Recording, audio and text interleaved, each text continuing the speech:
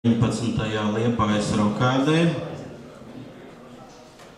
un atklāšanas vārdi tiek uzticēti Liepājas mēram Uldim Saskam.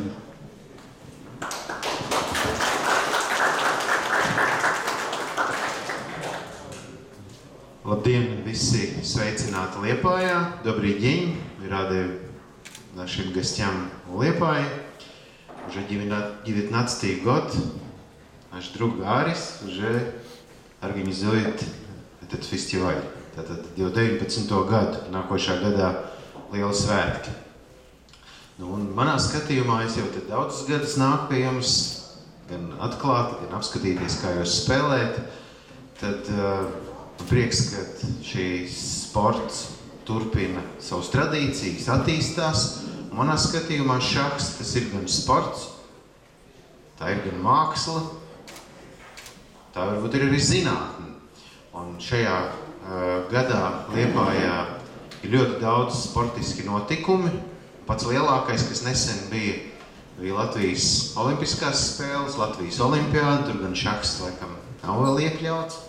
Bet es esmu paņēmis līdzi arī tādu ļoti interesantus žurnālus. Es arī atstāšu, ka jūs savos brīvajos brīžos varēsiet pašķirstīt, jo šogad tiešām bija ļoti daudz tādi Latvijas rekordi, labi sasniegumi. Tas bija tāds tramplīns tagad uz Londonas olimpiskajām spēlēm, kad 26 sporta veidos tika izspēlēti čempionu tituli. Liepājā bija ļoti ātrs ūdens, daudz Latvijas rekordu peldēšanā. Liepājnieki šajā gadā izcīnīja arī sev, teiksim, godam to otro vietu aiz Rīgas, ja, futbolā, basketbolā. Bet jums, ko es gribu novēlēt, jums tādas interesantas partijas, mēģiniet apspēlēt lielmeistarus, lai jums jaukas dienas ne tikai šeit šahā, bet izbaudiet arī Liepājas jauko pludmali, draudzīgo pilsētu, un lai jums tiešām jaukas šīs dienas. Paldies jums!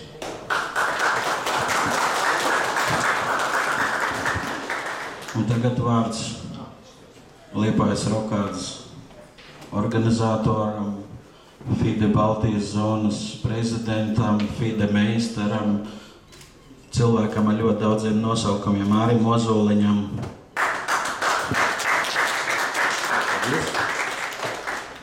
Visi sveic Liepājas rokādē. 19. gads jau mums šis ir, tā kā nākošais gads būs jubilejas. Mēs jau ar pilsētas mēru aprunājam, ka droši vien mums izdosies šo svētkus taisīt daudz populārs un plašāks un skaļāks. Un arī līmenis varētu atgriezties varbūt pat augstāks, kā mums ir bijis līdz šim. Kāpēc arī šobrīd pie mums ir pasaules ekšķempions Aleksandrs Kalifmanis. Domāju, tas ir liels notikums. Daudz citas slavenības labi šahis. Šogad mums ir formula interesanti. Tā doma tāda, kad mums ir Opienas un vienlaicīga komanda, kad šādi festivāli notika, kad bija saucās par tautu draudzību vai Družbu Narodovu.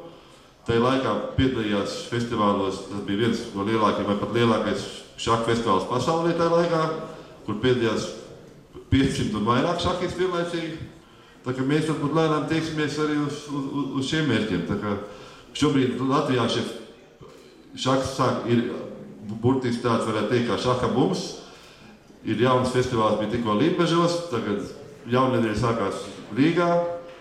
Tā kā tas arī šahistiem iespējas ir lielāks un cerēsim uz labu laiku un labiem panākumiem. Lai visiem veicās, došu vārdu galvenam tiesnesim starptautiskās kategorijas, Rīgas šaha federācijas prezidentam, Latvijas šaha federācijas valdes loceklim un tā tālāk Albertam Cibiņam.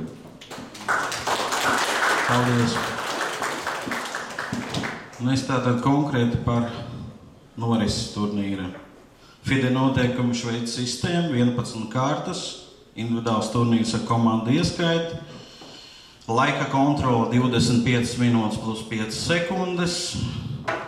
Vēl ir viens jaunums, kas nav ierakstīts nolikumā. Mēs to izdomājam pēdējā brīdī, ka ir iespējams līdz 6. kārtai 3 kārtas. Katram dalībniekam ir iespējas atpūsties, vai, kā tagad populāri saka, bai sistēma. Ja, tātad pirms izlozes pienākat klāt, pasakat nākošo kārtu, jūs gribat izlaist, mēs ieliekam puspunktu, un jūs varat atpūsties vienu kārtu. Līdz 6. kārtai. Tikai to var izmantot, pēc tam vairs nevar. Protams, ka jums būs uzreiz ļoti daudz jautājumu, bet šī sistēma jau sen ir Eiropā. Mēs arī esam tur, un Limbažos jau daudziem iepatikās. Jā. Tātad vēl mobilie telefoni neaizmirstiet, jā. Katrā turnīrā es atgādinu par reizēm 3, bet nepalīdz tomēr. Tad